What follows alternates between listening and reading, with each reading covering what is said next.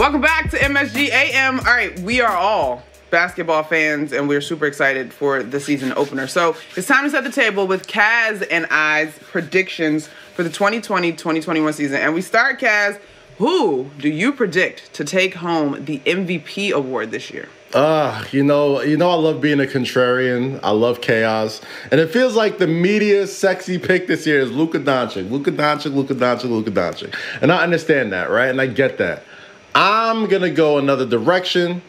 I am picking Damian Lillard to be the NBA MVP this year. He came off having one of the most incredible runs I've seen from any player during the bubble. I think the Blazers are back and healthy this year, and I think a big part of being MVP or even being in an MVP consideration is how close are you guys to winning the championship? What kind of championship consideration do you have? And as much as I love Luka, and I think he's a baller, and I think he's got many MVPs coming his way, I'm still a little worried about Porzingis' health. I'm still worried about how deep that Mavericks team could go. And I'm still worried about the rest of that Western Conference. What I'm not worried about on the Blazers is that they're deep. They got Melo back. They got Nurkic healthy. They got a lot of firepower on the offensive side. And Dame Lillard has the keys to that system. So everyone's going Luka. I'm going Dame Dollar. That's my MVP this year. What about you, Monica? What you got? So I agree with your logic. But I'm actually following that logic, I'm going Nikolai Jokic. Ooh, Joker. I think the Joker. Okay. Here's why. We saw the leap in fitness that he made last year when we had the break because of the pandemic. And we returned to the bubble. He was in great shape. And that Denver squad, wow, Cass. That Denver squad, all right? You gotta give us props. They knocked off the Clippers, and while I do think some of that was a byproduct of the circumstances, what you can't deny is that squad out in the West, it's hard to say that they're not next up in terms of the talent that they have, the coaching. Jamal Murray took exponential leaps in terms of his growth. And maybe not so much actually his growth, but we got to see him because sometimes, I know last night I was like, oh man, I don't miss these West Coast tip times. And so for him to be on East Coast time, I was out at halftime. I was out at halftime by Lakers Clippers. I was knocked out. So yeah, I'm going with the Joker and Denver because to your point, I think this is a team that's going to contend and be problematic in the West Coast. So all right, we move from MVP to Rookie of the Year, Kaz. Ooh, I mean, I don't. Here's the thing with Rookie of the Year, right? Like, I feel like this draft, this entire crazy offseason we've gone through, it's anybody's award, right? We haven't seen a whole lot of players in college and postseason play. Haven't seen a whole lot of players really since last spring. So I think the Rookie of the Year is going to come out of nowhere. I mean, I'm looking at Obi Toppin, you know what I'm saying? Like, I'm looking at, guys like LaMelo Ball, possibly James Wiseman. But if I had to pick one dude that I think is going to even have the opportunity to be Rookie of the Year, it's going to be somebody who's going to have to change a lot of the perception of what their team is.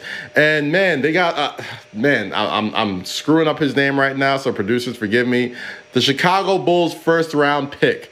You know what I mean? He came and just took leaps and leaps as the season went on last year and went from a guy who was barely getting off the bench to an absolute NBA lottery pick. So I know Patrick Williams, P. Will. Oh my goodness. Thank you so much, Monica, for saving me over there. But I've watched a lot of Patrick Williams. He's been balling out a lot lately. And I like to see people really take their potential and turn it into something great. I mean, like, it's great to see somebody who turn out to be better pros than college players because the college game can be very restrictive. We're seeing that with Kentucky players. We're seeing that with Quickly. We're seeing that with a lot of dudes. So I think P. Will might have a shot at it. So I'm going with, I think Rookie of the Year to me is a byproduct of how well your team does unless you're putting up stupid numbers. I think the Wizards have a shot at the playoffs in the Eastern Conference this year, and I think we're going to have to look at Denny Avdia because Avdia. Denny Avdia. There you go. I think because of how he plays. Shoot. You know that. And he's already had professional experience, and shout out to Luka, who we just talked about. We see about the transition that guys that have already played pro are able to make in the league. I think shoot. He's going to have guys around him, and all he's got to do is space the floor for Russ and for Brad. just knock down shots. Yeah, I don't think we should sleep on LaMelo though, man. Even though he may not put monster numbers, he's already made an impact on the team. He's made Charlotte must-see TV, so I think there's going to be something to be said there when it comes to the Rookie of the Year. But don't sleep on Toppin and Quickly also. Must see. You Quickly, yes. Quickly, yes. In this conversation. All right, moving right along. Scoring champ. Biggest surprise team. I think. Surprise team. I'm sorry. All right, surprise team. All right, I got a couple. All right. We talked about this over the break or whatever, but I'm really high on the Atlanta Hawks. I mean, Trae Young has been a revelation ever since he got into the league. He's Steph Curry reincarnated, same sort of limitless range, and he's got all the golden Hall of Fame badges that you want in 2K when it comes to shooting the boys a bucket as soon as he gets across half court, all right? But now he's got some help. Collins, who's been great. They got Bojan Bogdanovic, who they brought in from Sacramento, who's an easy 20-point per game scorer if he's in the right situation. Danilo Gallinari, former Knick, who we've seen for a long time be a very capable scorer at the forward position, which is where they needed a lot of help. DeAndre Hunter, somebody who's coming into his own. But obviously, it's all going to rely and go how Trae Young goes. And that dude is on the cusp of not just superstardom. He's on the cusp of super-duper stardom. I mean, we're talking a 30-10 guy at the point guard position. That's James Harden-like. That is Russell Westbrook-like. That is not an easy thing to do, especially in your third year in the league. So I think the Hawks are going to surprise a lot of people when it comes to this Eastern Conference. Okay. I like what you did there. I like how you set that table. And I don't know if this is a surprise team, but I feel like as the excitement of guys signing their max contracts and looking at pieces in alignment has gotten deeper to the start of the season, we're forgotten about the big trade. I think Phoenix is my surprise team, led by Chris Paul. And I don't know, surprise? I don't know if that's technically fair, but I think we will see more of the team that we saw in the bubble than the team that was still trying to figure it out and what their identity was during the regular season last year. Yeah. I mean, I don't know if they're going to catch anybody surprised now. I think they did a lot of that in the bubble, but Chris Paul comes with a lot of expectations. He ain't playing around when he comes to a team, especially in these latter years. He wants to take what was built on in the bubble and take it to the next level. So I think they'll have a lot to say when it comes to the Western Conference. Absolutely. All right, we got a couple more. Let's go finals matchup. Oh, my goodness. I'm going to go with the defending champion Los Angeles Lakers going up against, my goodness, I can't believe I'm going to say it. I can't believe I'm going to say it. I think the Milwaukee Bucks finally break through. I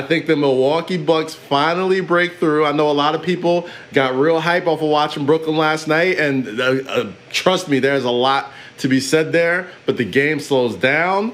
I think KD has looked great. He's looked awesome, but there's just something about Giannis buying all into Milwaukee for the next 5 years that makes me think he's got to get one. He's going to get one, and the Brooklyn Nets, as great as they looked, it is rare that it all comes together in one season, all right? So maybe next year. But the Bucks and the Lakers, and I got the Lakers repeating as NBA champions this year. Wow. This is so much pressure. So much pressure that we're going to go to break because our guest... No, don't you do it. You are not getting away with this, Monica. Put it on the table. I need to know your finals matchup so we can come back here in a few months. I can either call you a genius or I can make fun of you mercilessly. So put it down right now. Pick. All right, real quick before we go to break. I really want to believe in the Clippers. But I can't disrespect the Lakers, and I think they upgraded in terms of what the trades that they made. Schroeder looked, they didn't play great last night, but that point guard thing is going to be a big deal for them. God, Kaz, this is the worst. Okay, I'm with you in Lakers, I think. Oh, God. Say it. Okay, yeah. I'm going to go Lakers. Gosh, and I kind of want to go Miami, though. Miami. Okay, all right. That's a solid pick. I think it's going to be good.